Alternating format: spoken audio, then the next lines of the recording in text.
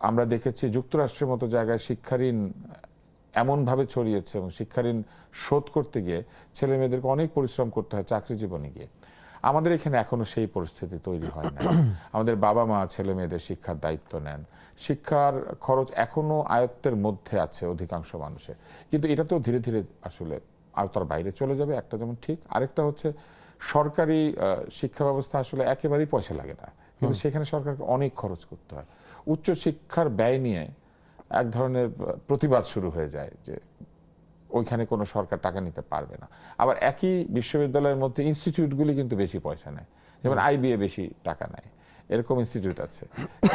তো এই যে একটা বাজেট সমস্যা এবং বাজেট অ্যালোকেশনের সমস্যা, ডিস্ট্রিবিউশনের সমস্যা, আবার শিক্ষার মাত্র 1.5% জিডিপির, মানে সবকিছু মিলে একটা আবার সেই গিট। এইটা কিভাবে সমাধান হবে? এখানে আসলে অনেকগুলো বিষয় আছে। যেমন মনে করেন আমাদের যে কোনো উন্নত দেশগুলোতে আমরা 4, 5, 6% অফ জিডিপি দেখি তাদের শিক্ষা বাজেট। আমাদের দেশে শিক্ষাতে ইনভেস্টমেন্ট, বিশাল ইনভেস্টমেন্ট। আমাদের দেশে 2% হয় না। ইউজুয়ালি 23-24 বোধহয় 1.4 ছিল, যেটা অত্যন্ত দুঃখজনক। এবং আমাদের রিজনালিও, মানে শ্রীলঙ্কা, নেপাল, যে দেশই বলে না কেন সবাই আমাদের থেকে উপরে। কেউ বেশি উপরে, কেউ 3-4, কেউ 4-5, কিন্তু সবাই আমাদের উপরে। সো ওখানে একটা চেঞ্জের দরকার আছে। এই চেঞ্জটা সহজ হবে তা না। মাননীয় প্রধানমন্ত্রী নির্বাচনী ইশতেহারে জানিয়েছেন যে 5% আমরা নিয়ে যেতে চাই, বা আমরা নিয়ে যাব, ইনশাআল্লাহ আমরা নিয়ে যাব। বাট সেটা নিতে হলেও প্রমাণ করতে করতে আমাদেরকে নিতে হবে, কারণ অন্য সব স্টেক হোল্ডাররা ছেড়ে দেবে না তো।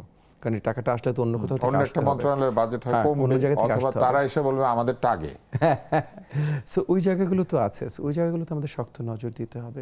আবার একই সাথে মনে রাখতে হবে যে আমাদের শিক্ষা খাতের অনেক প্রজেক্টে কিন্তু আমরা প্রকল্পতে পুরো টাকা ব্যয় করতে পারি না। 30,000 কোটি টাকার প্রজেক্ট, এফিসিয়েন্সির অভাব আছে।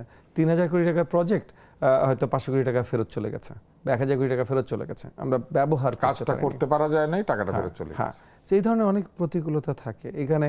অবভিয়াসলি বেশিরভাগ প্রজেক্ট, বড় প্রজেক্টগুলো যেহেতু আপনার ওই স্থাপনা ভিত্তি রিলেটেড হয়, সেখানে হয়তো জমি অ্যাকোয়ার করা বা এরকম অনেক প্রবলেম থাকে। সো ওই টাকাটা আমরা ব্যবহার করতে পারি না। সো আমাদের প্ল্যানিংয়েও তার মানে একটু গলত থাকে। আমি জমি অ্যাকোয়ার করতে পারি নাই, তাহলে এই প্ল্যানটা আমি করলাম কি চিন্তা করে? মানে এগুলো বেসিক প্রশ্ন না। সো এই জায়গাগুলোতে আমাদের অনেক বদল আনতে হবে। আমরা বদল আনার কাজ করছি, এবং আমাদের কনসেনসাসও বিল্ড করতে হবে। মানে নেশন ওয়াইড লোকজন শুনে বলে হ্যাঁ হ্যাঁ বাড়াইতে হবে, কিন্তু যখন আমরা খরচ করতে যাব তখন এই টাকা নিবা না, ওই টাকা নিবা না, এটা চলে আসে। আমি এইটা আগে চাই, আমি ওইটা আগে চাই, এই জিনিসগুলো চলে আসে। যেমন মনে করেন শিক্ষায় একটা স্টাডি দেখছিলাম in very recent Times, I think হতে পারে আজকেই, হয়তো কোনো একটা প্রোগ্রামে একটা স্টাডি দেখছিলাম, যে আপনার বেশিরভাগ মিডল ক্লাস হাউসহোল্ডস 50% ঊর্ধ্বে তাদের অ্যানুয়াল বাজেট স্পেন্ড করে বাড়ির সন্তানদের শিক্ষার উপরে। 50% প্লাস। যতই উপরের দিকে যায় ছেলেকে, কিন্তু এগুলো যায় কিসে? এগুলো যায় এক্সট্রা অ্যামেনিটিসে।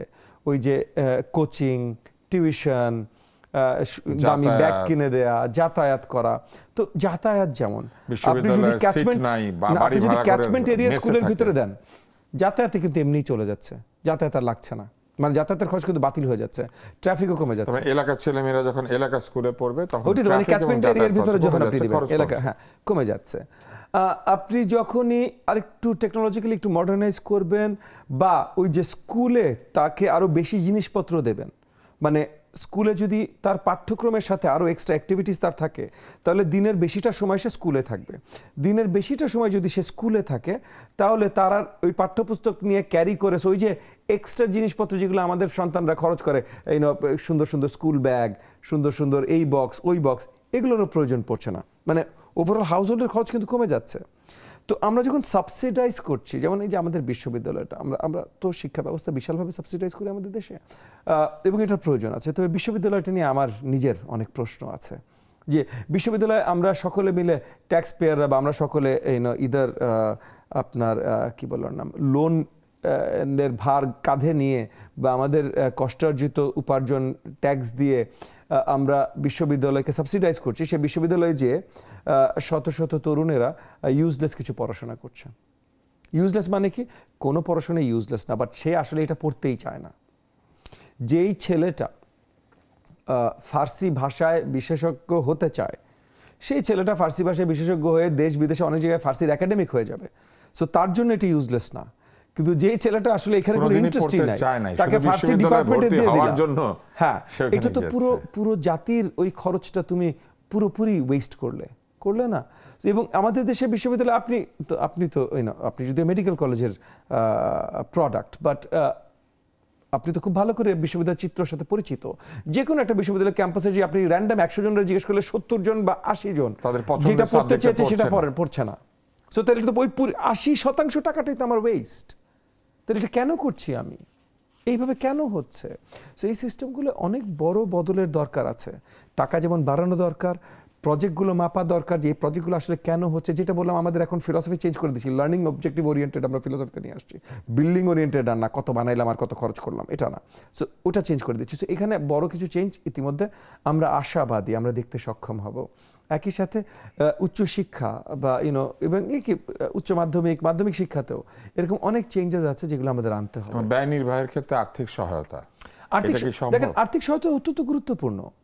আমরা দেখেছি যে আপনার ওই যে বৃত্তি দিয়ে আমরা উৎসাহিত করতে পারি স্টুডেন্টসদের, কিন্তু ওভার দ্য ইয়ার সেই বৃত্তির অ্যামাউন্টটা সেম রয়ে গেছে, কিন্তু ভ্যালু অফ মানি অনেক কমে গেছে।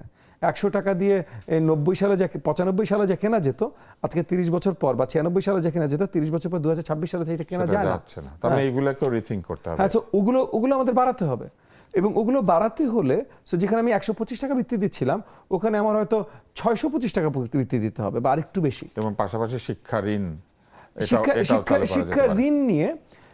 ঋণ নিয়ে ইতিমধ্যে মাননীয় প্রধানমন্ত্রী বলেছেন যে যারা উচ্চশিক্ষার জন্য বিদেশ গমন করতে চান তাদেরকে শিক্ষা ঋণ আর্থিক সহায়তা করবেন। আমাদের চিন্তায় আছে, এখন অবভিয়াসলি আমরা ফুল প্ল্যানিং এ যাইনি, বাট আমাদের চিন্তায় আছে যে দেশেও উচ্চশিক্ষার জন্য আমরা ঋণের ব্যবস্থা করতে পারি কম সুদে। শুধু কম সুদে না, আরো কিছু বিষয় আছে। কারণ আমাদের দেশে আপনার অনেক ধরনের বিশ্ববিদ্যালয়ের নামে ইনস্টিটিউশন আছে যেগুলো আসলে মেধার বিকাশের জন্য খোলা হয়নি, কারোর পকেট ব্যবসা করার জন্য খোলা হয়েছে। সেগুলিকে মানের নিয়ন্ত্রণে নিয়ে হ্যাঁ, মানে আপনি কিনতে চান, যেমন মনে করেন, আমি জাস্ট বেসিক একটা হয়তো উদাহরণটা বাজে উদাহরণ হবে, তবু বলছি যে আপনি একটা পচা গাড়ি কিনতে চান, কিনতে পারেন, কিন্তু ওটার জন্য কোনো ব্যাংক লোন দিবে না। আপনি নতুন গাড়ি কিনলেই শুধু লোন পাবেন।